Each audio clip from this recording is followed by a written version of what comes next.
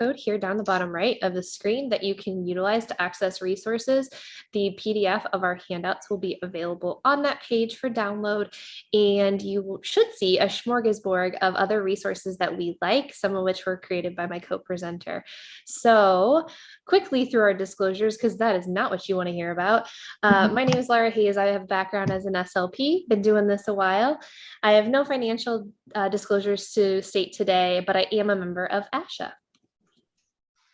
And my name is Mary Katherine.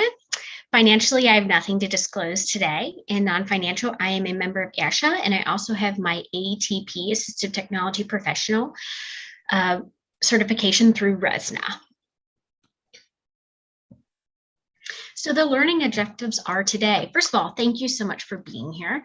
We're going to identify materials required for switch adaptation and go over lots of modeling opportunities through language and language use. You guys are going to get to experience at least 4 examples of a switch adapted toys and modeling opportunities, and then create your own resource. We're going to give you guys a template to identify language models and the functions when playing with switch adapted toys. That way you'll be able to take some ideas of what we did today and hopefully transfer them tomorrow. So, as related service providers, as parents, as teachers, as speech language pathologists, and communication partners in general, it's not our job to get our students to communicate. It's our job to motivate them to want to communicate. And a lot of times these students or children with complex bodies don't get to participate in play and interact in classroom activities like maybe their peer models do. And the one thing that I fear as a speech language pathologist is passivity or learned helplessness because they're not engaging in the curriculum and leisure time and play. And hopefully today we're going to give you some really good ideas on how to incorporate new language opportunities, new play opportunities, and get really creative with play with your students with complex needs. And a lot of times people will say, well, where do I start? And I think for a lot of AAC intervention, it's start early, start now. So this is something that I implemented into a preschool classroom this year. There was a student who was using switch access for leisure and play. And, during our sessions or when the classroom teacher would get the switch out to incorporate it into the curriculum, we would have 6, 7, 8, 9, 10 kids come over and they would just want to learn more and they were interested in what is this big red button and what is this student doing.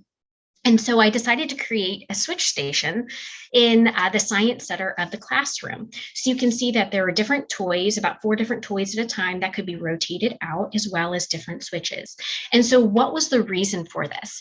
Well, the switch station provided frequent practice, active participation, and leisure time for a student, the student who was using switch access. A lot of times, maybe, a student can't participate in or rather could do it a little bit more independently with help of a teacher or a paraprofessional.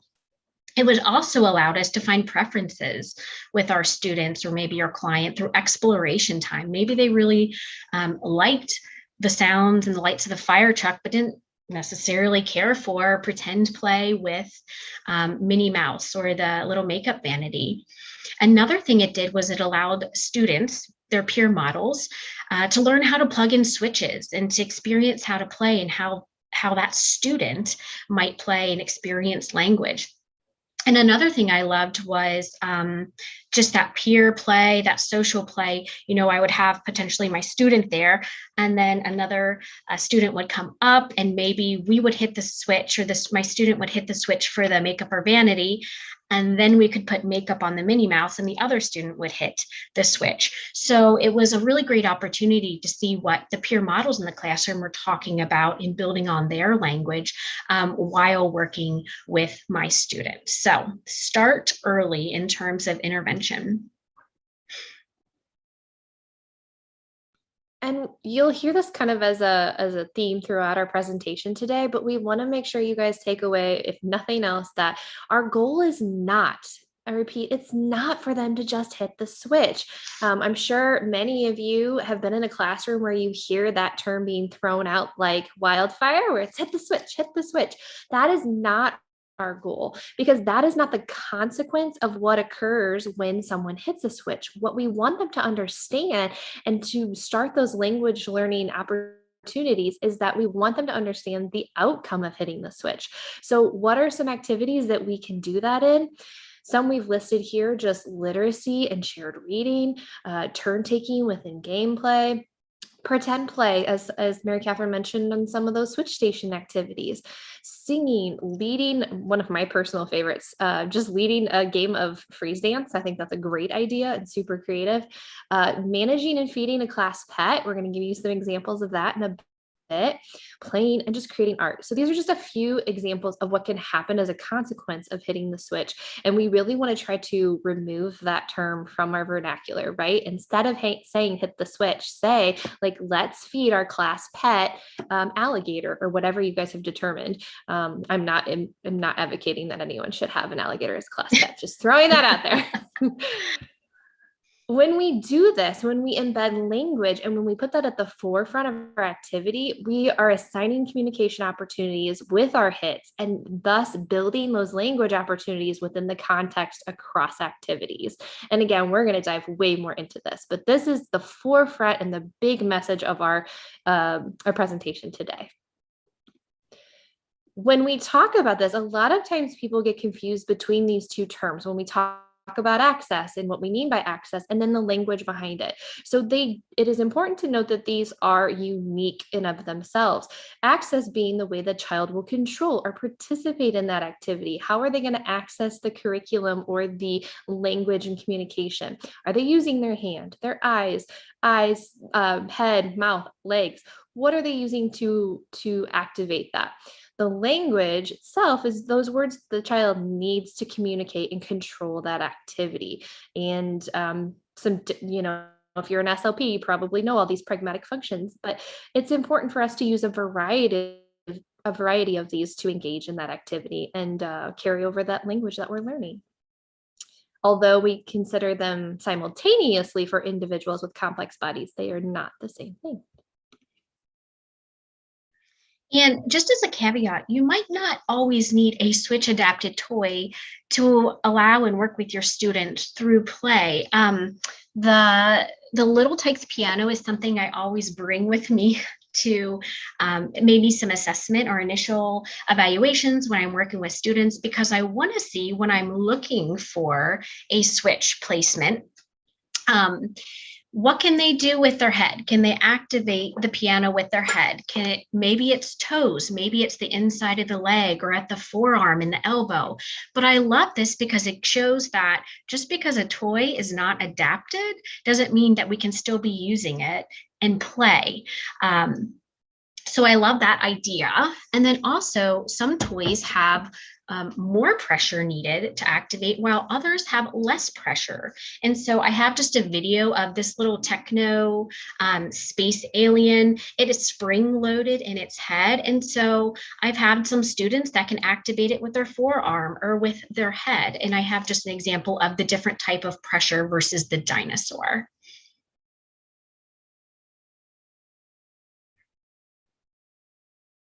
Okay, Marley, go ahead and activate the dinosaur. Okay. Okay, thank you. Okay, Marley, go ahead and activate. Okay, so in that one, you saw that she needed a lot more pressure and control to activate the dinosaur, but maybe that spring-loaded little music techno alien could be activated by your student without even having to adapt. Okay, so we are going to talk about, Laura kind of hinted at this, just access methods versus the language piece. But I wanted just to give a little example here that just because your student might use a robust language system through eye gaze access doesn't mean that they're an eye gaze user through and through. And what I mean is that they can still use other access methods for play and leisure, or maybe those access methods might change throughout the day, which I'm going to talk about in a little bit. So this example here is a student who uses a robust language system on an eye gaze device. And when I am setting up their pet dinosaur, what I am doing is I am allowing them to focus and put their working memory on hitting the switch. Because if I'm asking them to hit the switch at the same time to activate the dinosaur and communicate, that might be juggling too many balls, as Linda Burkhart says, at the same time, right? So what I am doing is I put a topics page on the high-tech eye gaze device, and it's questions like, what is your dinosaur's name? Will your dinosaur bite me? Comments, I love my dinosaur. My dinosaur likes to share information. And I'm modeling along with my client as they're hitting the switch and activating the dinosaur. And if my client wants to then communicate on the page, it's errorless, or they can then start to navigate somewhere else. But I'm not doing two at the same time. If we really want to dive into Linda Burkhart, there's this idea of the switch equation, which goes a little bit beyond the scope of today, but I want to just highlight all the components of when we know we're getting it right. Mary Katherine will talk about switch type in a second, but when we're looking at what type of switch we might want for the student, what their features and their motoric abilities are showing us, that is important. The switch location is also something to consider. The main thing I always let people know about the switch location is the availability of it. And we don't want to only be presenting the switch at one time, because how many of you guys in the Slack, feel free to shout it out. As soon as the switch is presented, you get the arm wind up and then there it goes, because they know that if that switch is presenting, something's going to happen. But where's the capacity to go beyond that? So making sure that that switch location is noted and known by all team members, and that it's available throughout the day. And then that motor pattern is another piece of this, right? We're making sure that they have a volitional motor pattern in their control. That's an important piece of this. We're not wanting to work against tone or reflexes when we find a motor pattern that is working towards motor automaticity. The one what we're going to spend the most time on today, though, is the one I personally find the most value in as an SLP, and the one I think that means the most for so many of us working in the classroom and at home trying to help build language, and that's the activity. Are we providing not just switch accessible materials, but are we providing the language that they need and giving those communication partners the strategies and the tools that they need to be a good communication partner and respond and decrease their prompting, and truly finding ways for them to use switch success to access not just the curriculum, but their communication.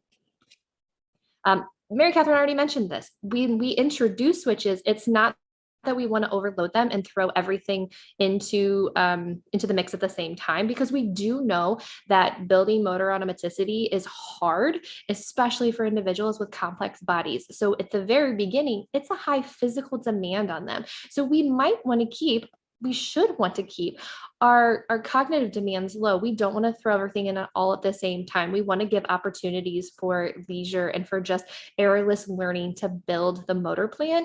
And then once we build that motor automaticity, we can really be more successful with using that for other tools and focusing on building the language. So thinking about that as we kind of move forward is making sure that we work on, when we're introducing new switches or new switch sites, keeping the demands of the cognitive load low while we're working on the high cognitive demands of building motor automaticity.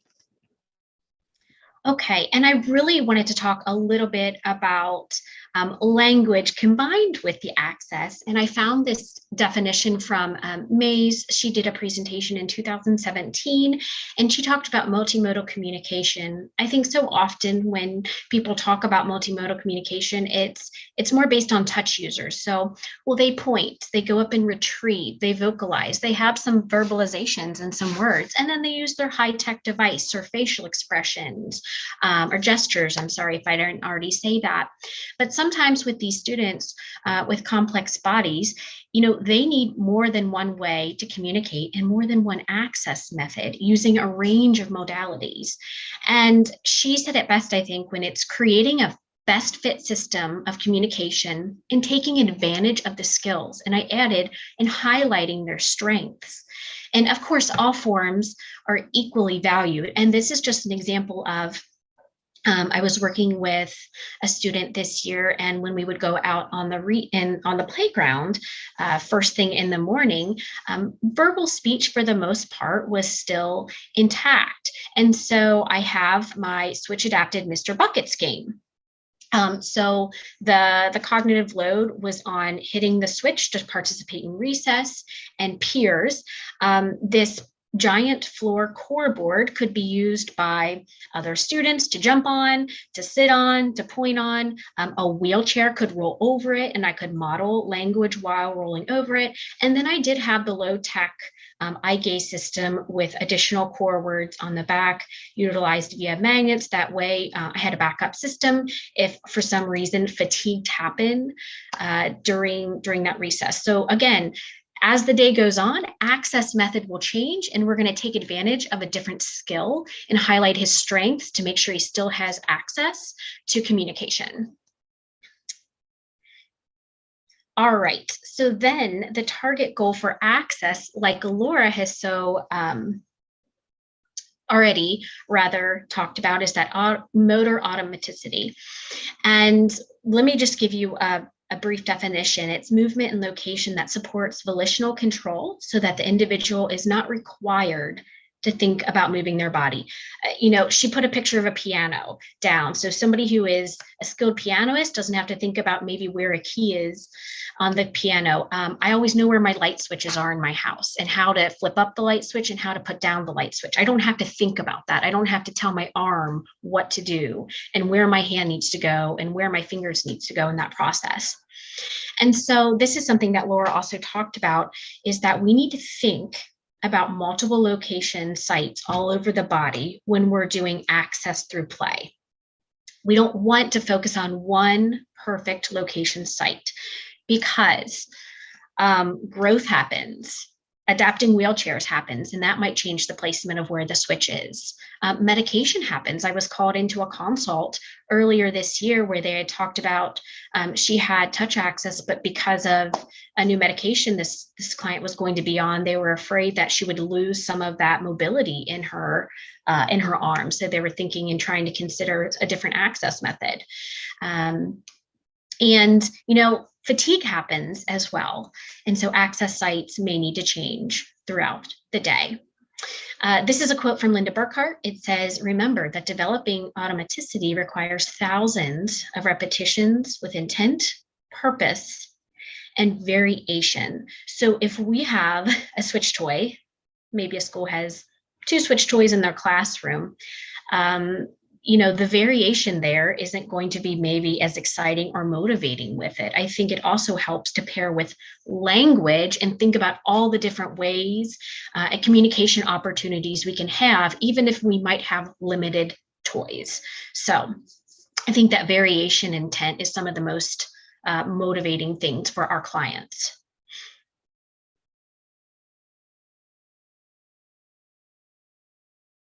All right, I'm not going to spend a lot of time on this slide. Adapting toys, the basics. I'm just going to tell you in our QR code and on this link here, I maybe have like 10 videos on starting out with switch adapting toys and fans and some of the basic like motor movement toys.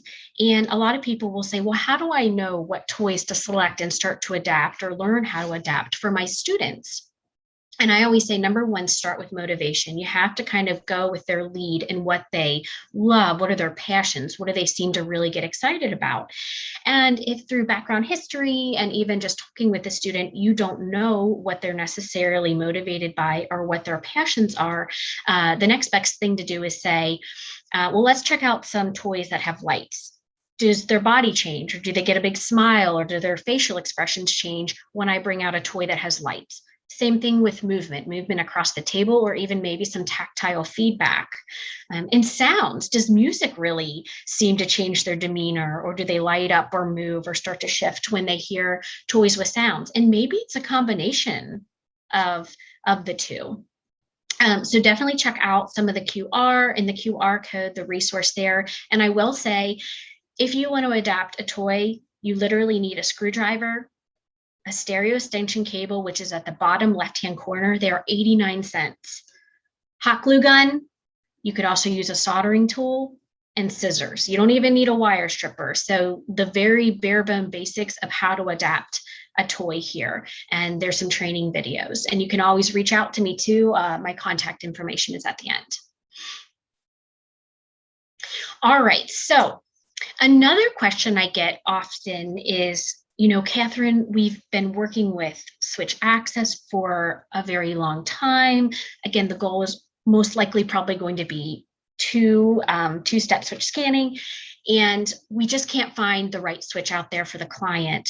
And oftentimes I say, it's not always about finding that perfect switch. It's not that pillow switch out there, that squeeze switch or a wobble. It's typically about switch site placements. Where is that motor planning happening? And then I say, break it into two main categories. Are we looking at more of a mechanical switch? A mechanical switch needs active touch and pressure to activate. So your jelly bean switch, your big red button, your buddy button, those are all switches that I commonly see around this area that use a mechanical approach. If your student needs more of a light touch, maybe they don't have as much strength or pressure to activate a switch, this micro light over in the top right is also a very popular switch that I've seen in the area. And then electrical or proximity is more using a sensor based. So they don't have to actually physically touch, they can hover over. And two of the more common ones that Laura and I had talked about are going to be the candy corn, and then in this ASL, in a head array. So they're actually in a headrest on a wheelchair. I think the point is, a lot of people will spend a lot of time looking for that perfect switch for their student. And it could be that there's a specific switch that's really needed. But I think first you have to say mechanical, electrical, or what do I really need to be focused on those multiple switch sites for my student? Is it maybe not about the switch? They can hit it with pressure. It's more about focusing on switch sites.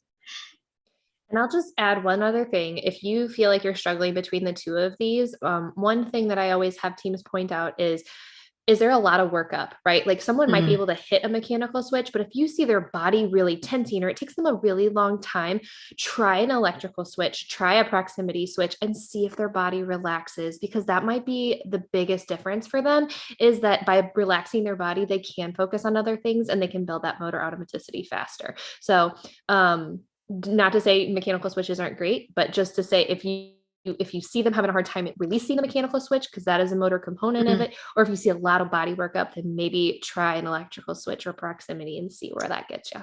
Yeah, entire body movement. Absolutely. Okay. So when we're thinking about the language, we've hinted at this before, but what does it look like when we're trying to kind of include it with the access piece of this? One of the things that I always encourage teams is to present visuals, have some component of language representation when you are doing an activity that is switch accessible that you want to build some capacity for. So as I mentioned, we don't want to just present a big macro or a big red and say we're going to use that across all of our activities, across all of our students, because they all have complex bodies. Because what we're not building capacity to learn the language. At that point, we're building capacity to learn how to hit a switch. And so that's what our students do, because they are bright and they understand that when I am presented with it, that's what I do. And something happens. But then we don't have the ability to go beyond that because we're not presenting visuals and pairing them simultaneously. So what do those visuals look like? Well, it can be a visual on the switch itself. We can use light tech as Mary Catherine's example. So beautifully highlighted. We can use an activity board. We can use mid-tech devices with voice output. We can use things like step-by-steps or randomizers. We'll give you some examples in a little bit, but these are some I love to highlight because the cognitive load isn't nearly as demanding as some of our high-tech devices. And we can still work on timing. We can still work on co-construction, which I'm going to talk about, while building some language there. And then, of course, we have our high-tech speech generating devices as well. A couple just caveats when we're presenting the new information. a pitfall I sometimes see with teams is that they put the switch in place prior to showing what the consequence might be, or just giving that input that we know all language learners need. So making sure that when we do present even switches to complex bodied students, we are prepared to give models and give them an understanding of what that consequence will be.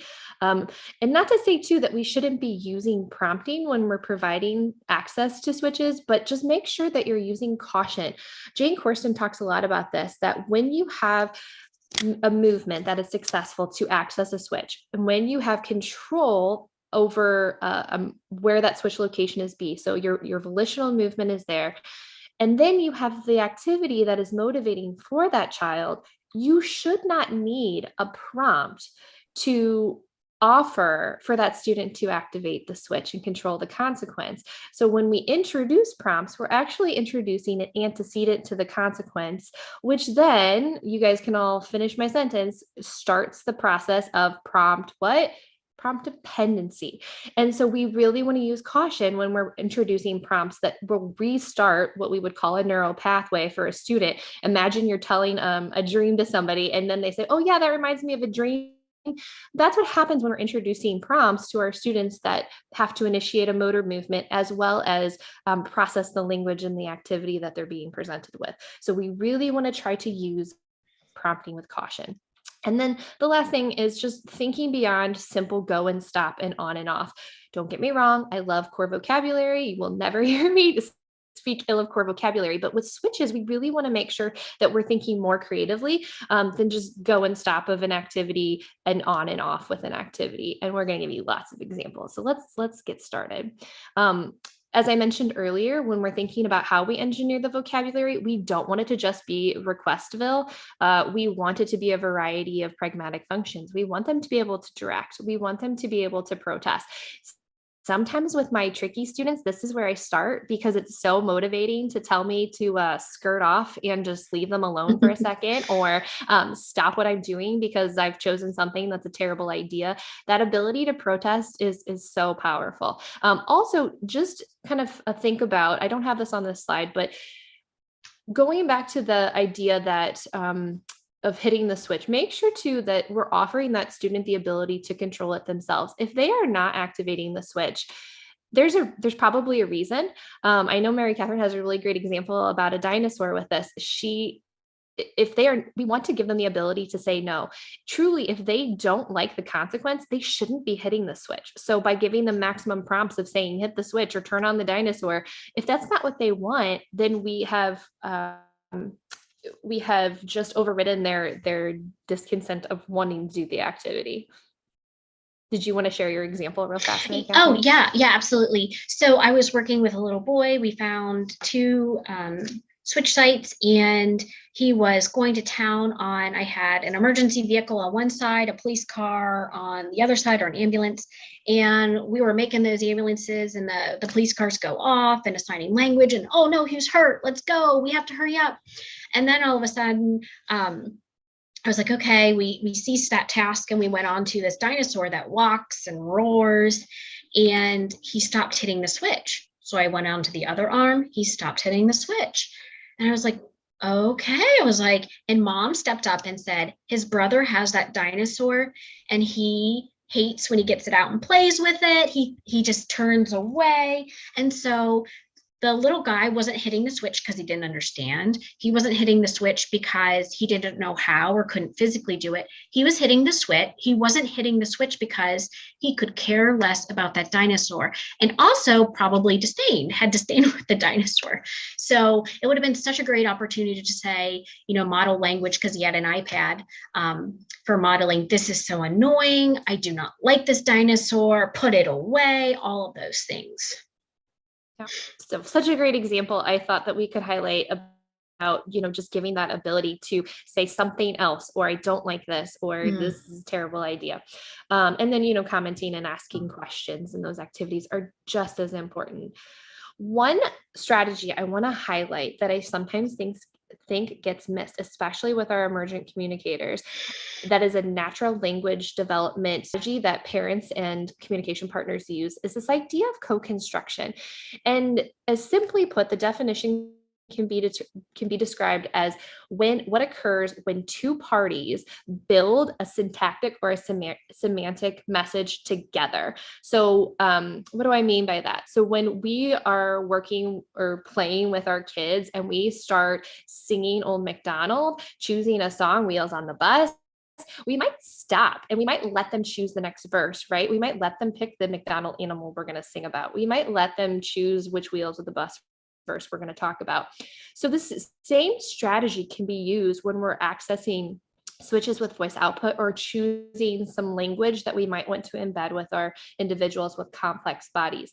Predictable chart writing, you heard some great sessions about this yesterday, especially embedded with literacy, but can we have a sentence where they are filling in the blank with their personal opinion?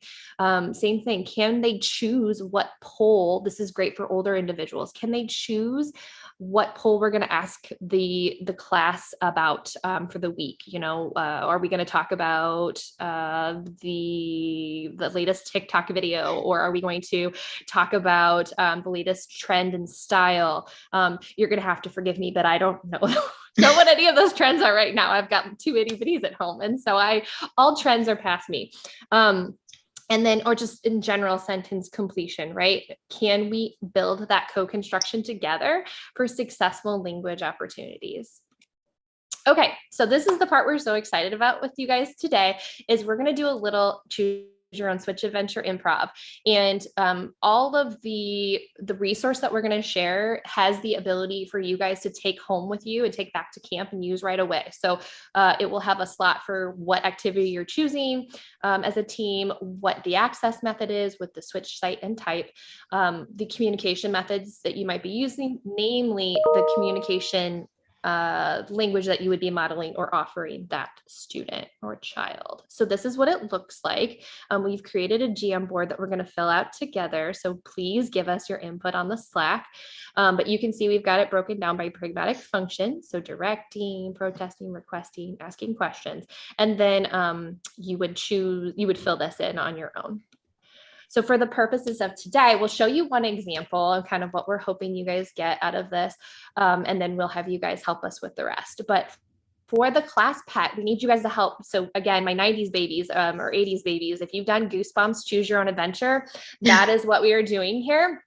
I'm sure there's other ones too. Let us know if I'm missing some Choose Your Own Adventures that you loved. But the first one we're going to decide is the class pet. So if you're like me, you get sick of watching the little pig move across the table towards something that's switch accessible. And so why not make it a class pet that we have to be in charge of and do all of the things for? So throw in the Slack, what do you want to pick for your adventure? Do we want a class pet that's an elephant, or do we want a class pet that's a minion?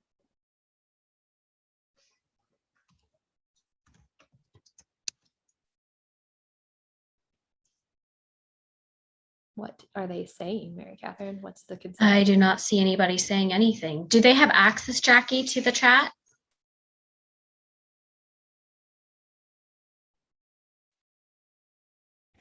Sorry, people are putting it in the Slack instead. Oh, I'm sorry. That's okay. Can you see it in the Slack? No, not right now. Let me see. I would say it's about 50-50 right now. Oh, elephant okay. and minion. Okay, whoever says it next is going to get the cake. So Jackie, help us out. Yeah. Okay, Susan says elephant. Elephant it is. Okay, Jackie, let me know if does it follow. So here's our elephant. Here's our class pet assignment. So we're going to watch this quick video and then we're going to fill out a Jamboard together.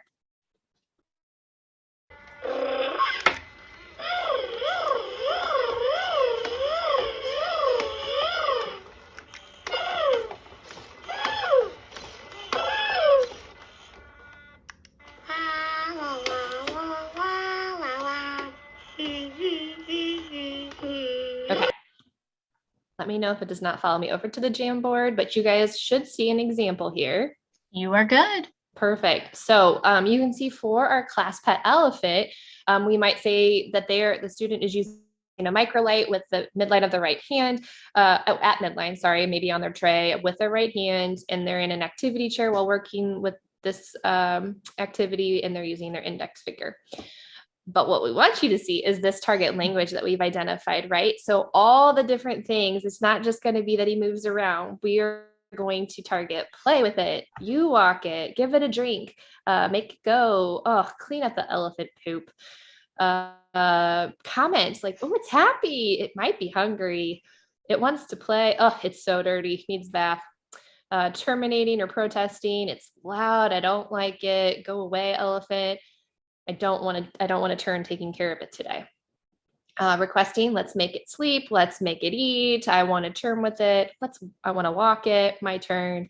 And then asking questions, can I have it, can it eat, is it time for it to eat, what does it want, what does it need, what do elephants dream about?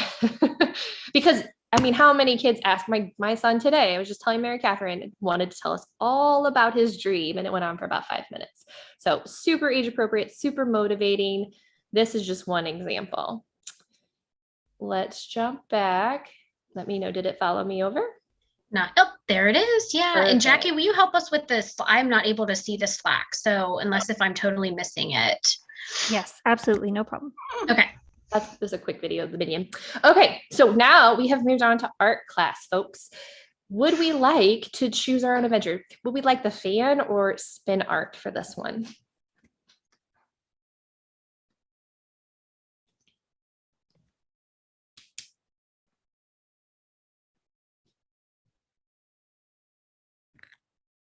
Looks like lots of spin art. Most Okay. people are saying spin art.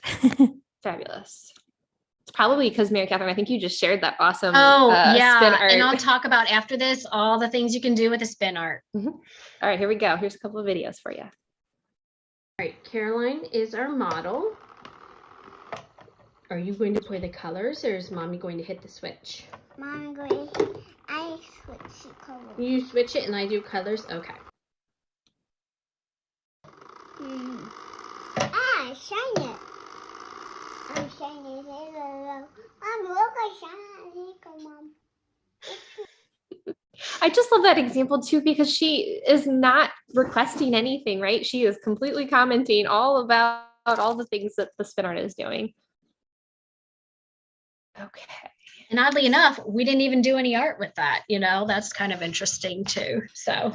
All right. But so one thing that I did with it was I cut up all the individual core words. Then in a classroom, we kind of pieced all the core words together in like a tie-dye large core board, which was really cool.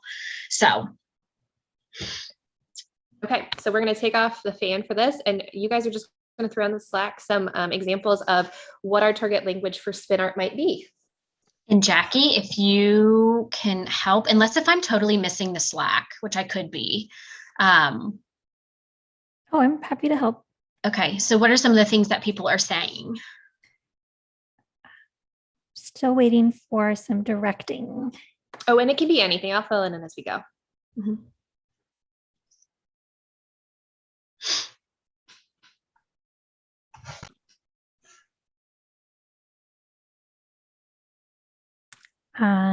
Nadine says red. Oh, for requesting? Oh, requesting. Or commenting? Yeah, either one. Yes. Red, put on. Make it go. Directing, yeah. Too fast. That's a great one. Let's paint. That would be commenting. Too fast. Pretty. Looks good. Stop. Wait, not yet. Love it. Cool. Slow down.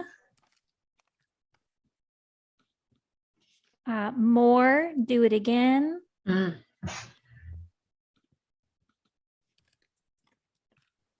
This is fun. I like it. Any questions out there? No questions. Makes me think, I'm going to throw in a question. What does it look like? You know, I think about the book, it looked like spilled milk, and talking about what the blob looks like that we made. I have what color is next? There you go. Love it, That's great. love it. Okay, perfect, guys. Okay, so you guys get the idea. So what I will do is we have this on the resources. We have a blank one of these as well as a couple of examples, and I will take a PNG of this and I will upload our work here today as well. But we want you guys to get the idea. So let's jump back over and let's choose our next Switch adventure. And I will say, Caroline? while we're jumping back over, I recently posted about this. You could put dice in there to spin. I put glow sticks in there, and you turned off the lights, and it kind of makes your own techno light. So if you have limited resources at your school, you have to think outside of the box of how to make your Switch adapted toy a multi-purpose toy, and lots. And I think the way to do that is through language and thinking about these functions. Okay, I'm going to jump down to literacy. So let's choose which literacy we would like to see. We want to do Moose and Muffin or Harry Potter?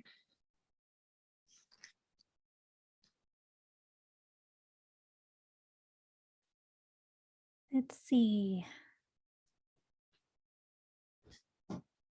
All right, looks like mostly Harry Potter. Okay. We're not upset about that. Nope.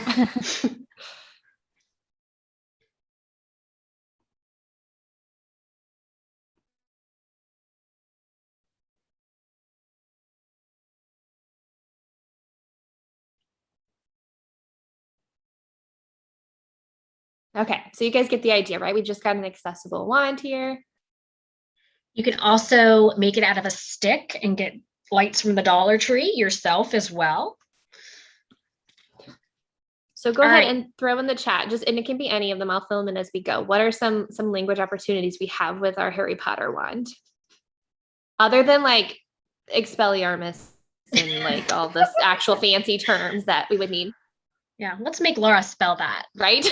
Don't do that.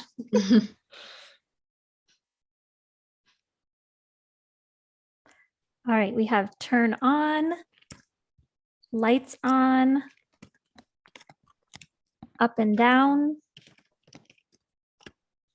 on and off, move it up, magic, Mm. Turn it different, wave the wand,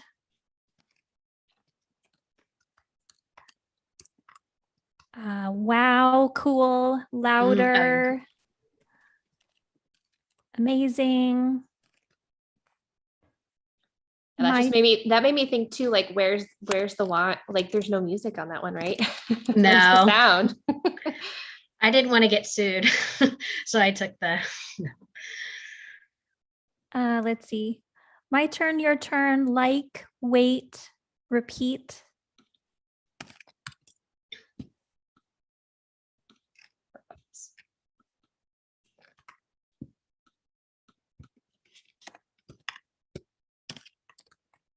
Since we don't have one yet. Okay.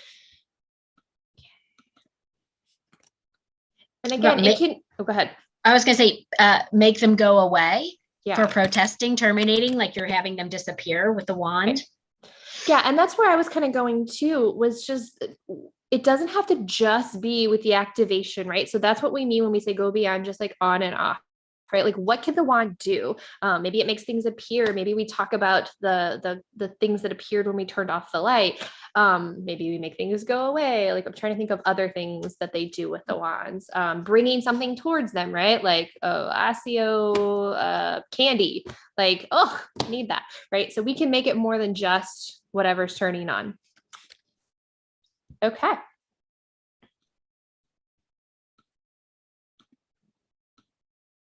And last but not least, we wanted to just highlight imaginative play or an activity that could be embedded across other things. So what do we want to do here? Cooking or dress up?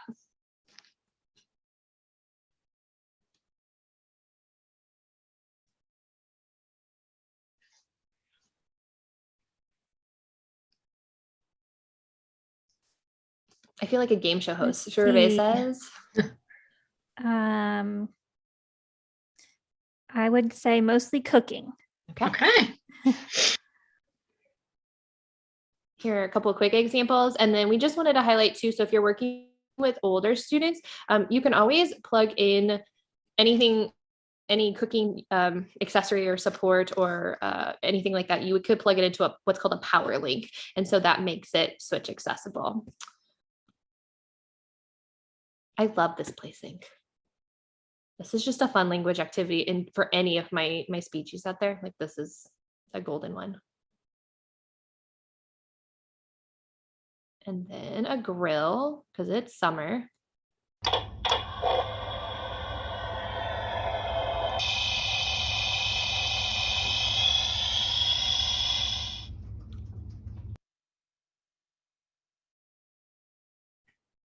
All right, you guys are pros now. So what is our language that we're going to work on in Target?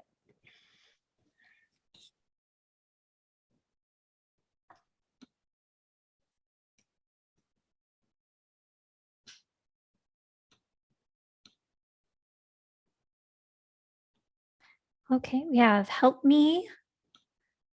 It's too hot. Turn the water off.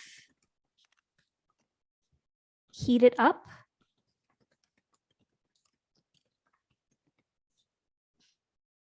I don't want to do the dishes. Oh, Good one. It's too loud. Yum. It's taking too long to cook. Let's see. What do you want to eat? Oh, I love that one. I was thinking about that. They are dirty. Looks delicious. Dry it off. What are we making? I'm hungry. Don't burn it. Oh, I need that I one. love that one. I don't know how to do that. Could be a protest. I don't know. That's like a good one across the board. Don't Yeah. burn it. What was the last one, Jackie? I need help. I need help. okay. Okay. Awesome. And the sink is really nice because I've doubled it as like washing Arctic animals, or you can do a lot with this as well. Washing a baby. This would even be a good one too if you guys had if you froze things into like a mold and then they had to try to figure out what was in the mold and just pour water over it. That's a great idea too. Okay, so you guys get the idea, but basically the possibilities are endless if we really look at the language and accessing language while we're working with switches and activities. The sky is the limit. Full circle. Once you've determined the interest and motivation and what our students are going to be motivated by, which chances are, if you look at their peers, you are going to find those same motivations. So when I'm looking, whether it be adolescents that want to give their opinions about everything, or just my 4-year-old who wants to give opinions about everything, like that control and that ability to do those things are going to be very, very similar. One quick example is I had a student one time who they had programmed a step-by-step with hello, how are you, goodbye. So that's what they had programmed. And I said, well, let's go beyond that. Let's give her some ability to shake it up, shake up her messages, give her some variety. So we programmed about 4 different messages into that switch. And unanimously across the board, every single communication partner said she always flips through until it says what's shake and bacon. Like that is her greeting throughout the day to any peer that she sees. And so that was such a great highlight of how we can really use language to our benefit when we're just trying to get creative and build capacity, right? If we just kept hello in there, she would have habituated, found it boring, stopped using the switch. And that doesn't tell us truly about her abilities and strengths as an individual. So how do we embed those interests across the day? We want to look at all of these different curriculum subject matters. Like we want to look at utilizing switches across all of the academic and home environments. So in our resource list on that website, you should see a completed, and these are active hyperlinks, examples of different things you can utilize in some of the activities we've highlighted today, class pet, music, art, reading, hands-on. So there's some active hyperlinks. And like Mary Catherine said, some of the links go to commercially based products you can buy, but you can easily adapt them on your own. Some of these on the left are other. Tar Heel Gameplay is a Switch accessible website. Tar Heel Reader, the same. Tar Heel Gameplay accesses music videos or anything available on YouTube and makes that Switch accessible. Tar Heel Reader is going to give you Switch accessible literacy activities that can be downloaded or utilized with switches. Boardmaker Student Center, robust AAC systems, and then, like I mentioned, these planning sheets. So those are tools that are going to help you embed switches across your curriculum and across your day. Ones that we have found that have high activity interest levels for students of all different ages and ranges are some of the ones that we've listed here. So a big one is solving a problem, right? Whether that be a problem, I mean, let me just be honest, there's so many problems in the world today, like just pick one and have the students kind of work together, work with their peers to try to help others and solve problems is going to be a really nice sweet spot. Reading, cooking, arts and crafts, controlling technology. So whether that be through IR controls or like a robot, controlling, I'm blanking now, Mary Catherine, can you think of any other controlling technology? No, I think that like a car, like a switch Yeah. adapted car, or I had one like a Coke can deliverer. So Yeah. And then augmented reality. So again, inserting them into any kind of AR app, super motivated by that. And then first person integration. So there's been presentations on how to use Canva. There's blogs, social media, like again, looking to our peers for what their interest levels look like and embedding those same opportunities are going to be a high interest. Okay, so we wanted to leave you, we've told you a lot of what to do. Let's talk about some of the don'ts. We've talked about hit the switch. It's not about hitting the switch. It's what is on the other end of that switch. Simple cause and effect toys. You got to think outside of the box if you're going to use them. So as an example, I have a crab that activates and it starts moving from left to right. So over time, that's going to become probably quite boring. So set up bowling pins so it knocks it over. Let it drive through paint. Let it pick a book and knock over a book, and that's the book you read. So just kind of thinking outside of the box with those. Discussing trials of 100% accuracy. It's not client will hit the switch 10 times during a designated therapy task. Not moving on if they don't hit the switch. Why are they not hitting the switch? Is it a motivation? Is it a switch site placement? We have to kind of problem solve through those things. Improper toy feature matching. So I did want to talk about, as an example, this Lucky Ducks game that I adapted in the top right. You have to hold the switch down in order for the ducks to rotate and the game to initiate. Some students might not be able to motorically hold down and hold that pressure on to activate it, versus the dinosaur in the bottom left. You activate the switch once, you hit the switch once, and it starts moving, it does its thing, and then it stops. So kind of thinking and making sure that the toy or the switch activation is appropriate. And then only having the switches available at special times. So the switches only come out when they go to speech or they're with the OT, and something Laura had said, it's just not about switch time and leisure and play. It's also having those step-by-steps or those a Big Mac with a recordable phrase that's like kind of like the cool phrase for the time or whatever it might be, and having access to them through the software even. Okay, so we don't have time to necessarily watch this because I do want to answer a couple of questions if they're already in the Slack.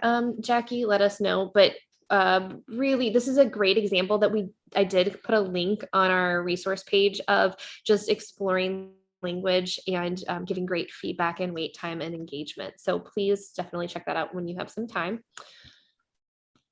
And takeaways, I'll just take this real fast. It's switch thinking about what language opportunities could be like in play. I think we've highlighted that several different ways today, incorporating access throughout the day and following their lead. And Burkhardt, she says so many things beautifully, but One of the things she says is by providing access to AT and communication, we afford individuals with complex physical and communication needs the ability to connect with others and experience a more active, independent, and fulfilled life. And I love that last little fulfilled. That is how we truly meet them where they're at and give them that fulfillment.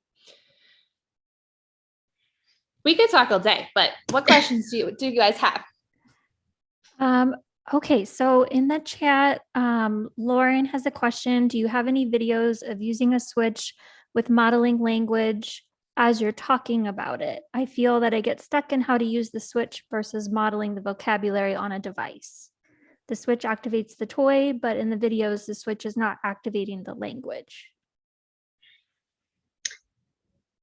So are you thinking about like in a step-by-step how the switch activates the toy and the language output is present? Is that kind of maybe, or Laura, do you want to take it if I'm not understanding it correctly?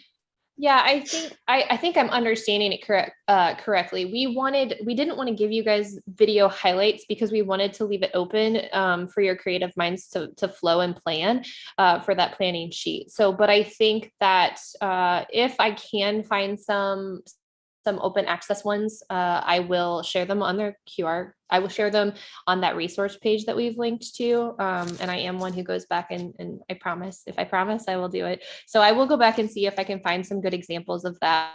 But another piece of that is that it might change throughout the day. So I would encourage you to just focus on the modeling piece of it.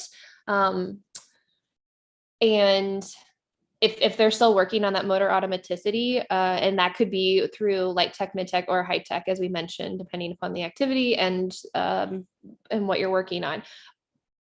If you're working on them simultaneously, you have to make sure too that you have the access to do both. So perhaps they take a turn accessing the switch and manipulating the consequence. And then you comment on the device, and then you take a turn accessing the switch within the activity and relaying the consequence, and then they take a turn communicating about that or co-constructing something with you. They can be mutually exclusive, and they can also be used together. I hope that answers your question, Lauren. Okay, and then it looks like just one other question. Kristen says, do you know how to get the core board pictures onto the floor mats from the multimodal communication slide? Yeah, so that's something that I printed off, basically one symbol 8x10, and then I placed it on with clear packing tape. I didn't even laminate them. I just put them on with clear packing tape. You could also use contact paper for larger segments at a time. But that's how I did it. And those are just floorboards you put down, like if your kids are playing in the basement or whatever it may be.